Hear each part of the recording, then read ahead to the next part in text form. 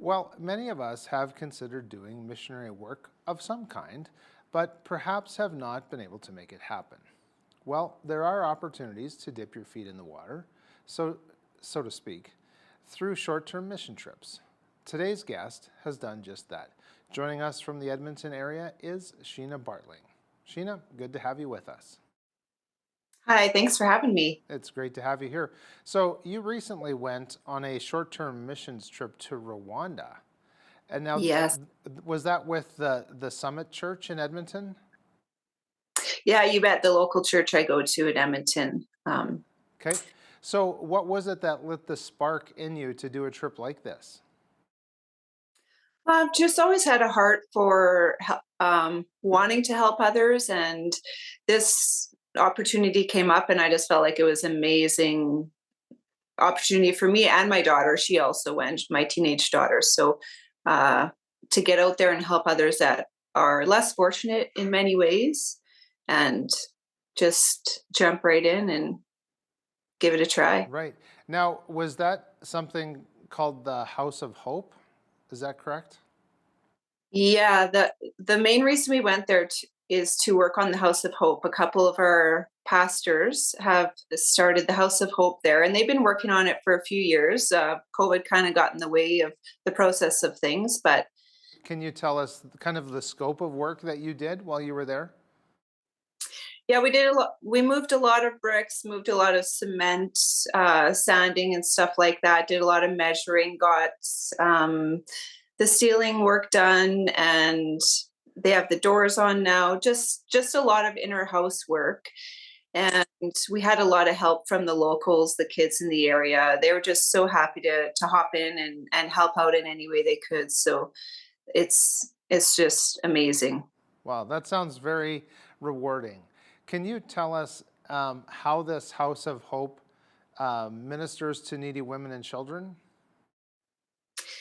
Yeah, so this place is being built for at-risk women and children, so they can break the cycle of poverty in their families. A lot of 80% of orphans in Rwanda are not actually parentless. It's just they don't have the money to take care of their children. So unfortunately, you know, this is a place where women and children can go and be safe and learn a skill to break that cycle and start their own business. Oh, And that's that's the goal. yeah, Yeah. that's really interesting. So, what are some of the skills that the women are taught there? Right now we're starting with sewing and we want to build bigger. So thinking education and a lot of other entrepreneurial skills. And we're just starting with sewing for right now, just with the size of property that we have, and then the more that grows, we're hoping to buy the property right next to the House of Hope as it is right now, and expand so we can do more in that area. Oh, that's wonderful. Now, we've been talking about women and children. Does that mean that there's not a lot of men in the community? Well, there's the AIDS. There's a lot of, it's so easy to pass away from sickness there with the medical care. There's so much poverty, so it's just there's unfortunately a lot of widows. Is that right? So Wow. yeah, yeah. So, is this also then helping the mothers or the ladies in the community to have their own businesses? Yeah, so the goal is that they can learn the skill. The sewing school takes about 9 to 10 months, and then they get started with their own business. So you can work at a market or get your own shop started, which some of them have done that. And so, you know, make get out of that cycle of poverty for your family. And Well, it's very rewarding to do, and it's wonderful that the church from Edmonton is doing that. So, the church and the organization that they've set up there, my understanding is that they operate a school for the community, and your team was participating in the activities with the children. What was that like? yeah, that was a lot of fun. We set up tents for the children and the parents. And it was just a great chance to mingle with the parents, meet with the parents. And we handed out food for everybody. We did a great big lunch. And after that, we handed out toys, dolls, and soccer balls. Like these children, they don't really have any toys. There's just no money for that whatsoever. So it was an amazing day. There was so much joy. Wow. So I got to ask you just a question about that. There must have been some real culture shock in you just even trying to grasp the level of poverty. Can you talk a little bit about that? Yeah, yeah, it's really quite sad to see, these children and women, or a lot of just sitting there. Not a lot of children can't afford to go to school, so there's a woman. Actually, we showed up to work on House of Hope, and it's been empty. There's nobody there, so she's taken up living there because she has no home, and that's just where she decided to stay. So she's there with her little child, and she's a widow, and it's heartbreaking. There's no home for her. So it's really, sad to see. Yeah, I know that when I've worked with some at-risk groups, the level of poverty was just hard for me even to comprehend.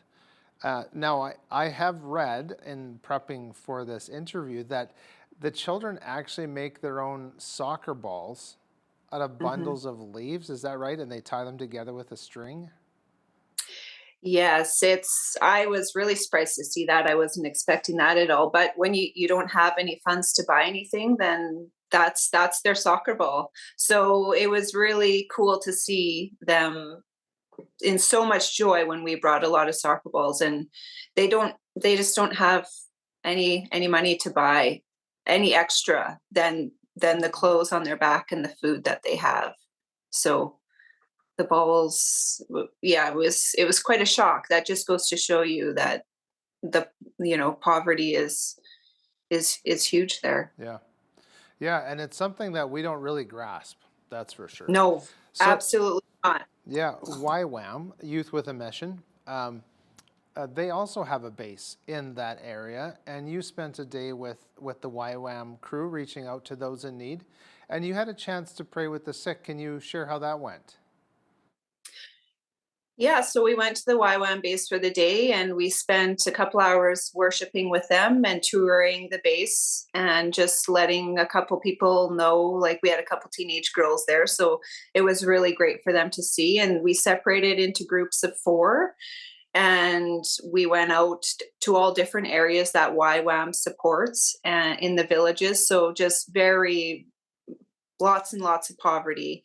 And we went and prayed for a widow, and she's also disabled and has some disabled children. So we brought her two big bags of rice, and she was just so happy to see us, and just to have someone come pray over her and visit with her. And so circumstances are really unfortunate how she's living. And so it was really a big eye opener, and really nice to sit there with her and visit with her and pray with her. Of course, we had a translator. So Right. Now, thinking back to when I was a teenager growing up in Medicine Hat, we would have people from our community who would go with YWAM and come back, and they would talk about the personal impact that the missions trip had on them. Can you tell us, how did this trip impact you personally, and maybe even your daughter or others on the team? Mhm.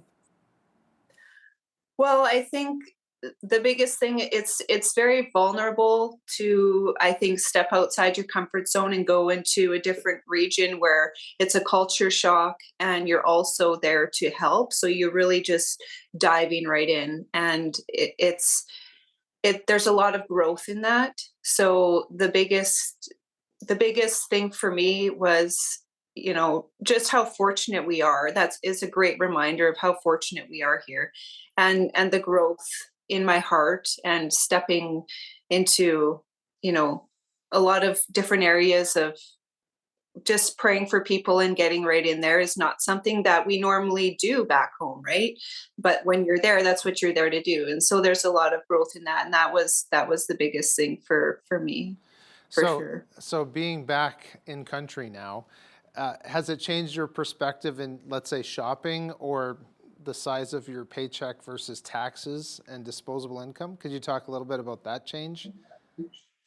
Yeah, so it's interesting because before we went, my daughter, she's 14, and she was talking about these shoes that she really wanted to buy. And there's some sort of Nike shoe, and she was going to save up for them. And they're, of course, a ridiculous price. We came back and she said, "You know what, Mom, I don't need those shoes." So that's just goes to we spend a lot of money on things that we think are important or that society tells us are important, when in reality they're the bigger picture. What's going on in the world is we don't really need all those things, and there's other ways to spend our money. Yeah. If we have the opportunity to help, then yeah. Yeah, and when you think about how far that even half the cost of those shoes could go to help people who are less fortunate, not that we have to send everything that we have, but No. when you quantify it in that way, it totally Mhm. changes your outlook, doesn't it? Yeah, to see these children, like, most of them weren't wearing shoes a lot of the time. So I think she really was just, it was a big shock for her. So I thought it was just an amazing opportunity for all the girls that age to realize that, things aren't really, the world doesn't revolve around us and what we want all the time, and you know Hmm. Now, one of the things we kind of circled around that we didn't touch on is the fact that there's a lot of widows, and I'm sure we all think back 30 years ago when Rwanda was having a genocide. When you were there, was that the fallout from that still evident in the people who were left behind? Yes, absolutely. We did go visit the genocide memorial that they have in Kigali, and it was absolutely heartbreaking. The government actually does put a lot of money in and has a lot of resources out for both sides. If were a victim, or if you were on the other side where you were um, hurting people, then you can still get forgiveness. That they're very, very, very much focused on forgiveness there, the government. So any sort of resources they need, they pour a lot of money into that.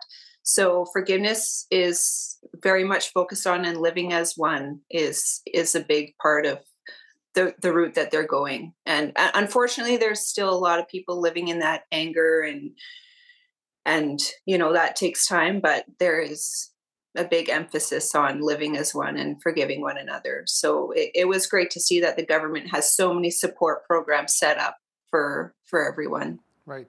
And forgiveness is something that we all have to deal with. Uh, y- I'm going to maybe presume that that was probably impactful for you. Yeah, yeah, it was very, it just really tore at my heart to see everything in the memorial, especially the children's section. That was, a couple tears came out there. It was really hard to see. And my daughter really just gave her a lot of different perspectives as well on life, and how precious life is, and how easy hate and anger can take over, and to not let that take root, and how important forgiveness is. Right. So Yeah, it's a sobering thought and something that we need to keep in mind, even if we don't have that extreme of an experience.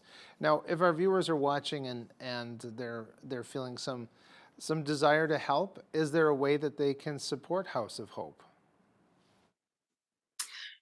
yeah, absolutely. House of Hope is, they're building based just straight from donations. So if anyone's feeling called to partner with them in sponsorship, or just donating, any sort of amount that can help, there's House of Hope. House of Hope website is at builderscollab.ca, and there's information on there how you can e-transfer or even contact Heather and Jamie, who are the pastors leading House of Hope and taking on that mission.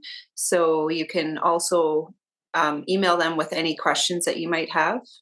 Absolutely. Yeah, that's wonderful.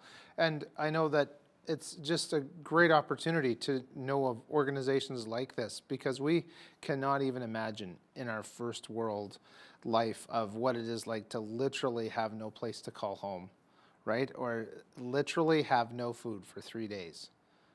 Yeah, living on the streets, no food, no clothes, and you have children to support. And you're right, we don't know a lot. Most of us don't know what that's like here. So it's great to be able to know a place like House of Hope that you can reach out to if you're feeling called to, help in some way. Yeah. Absolutely. Well, Sheena, thank you so much for chatting. It was wonderful to hear about House of Hope and your experience. Awesome. Thank you so much for having me. That was Sheena Bartling. She joined us from her home near Edmonton. I'm Michael Clausen, and for all of us here at Bridge City News, thanks very much for watching.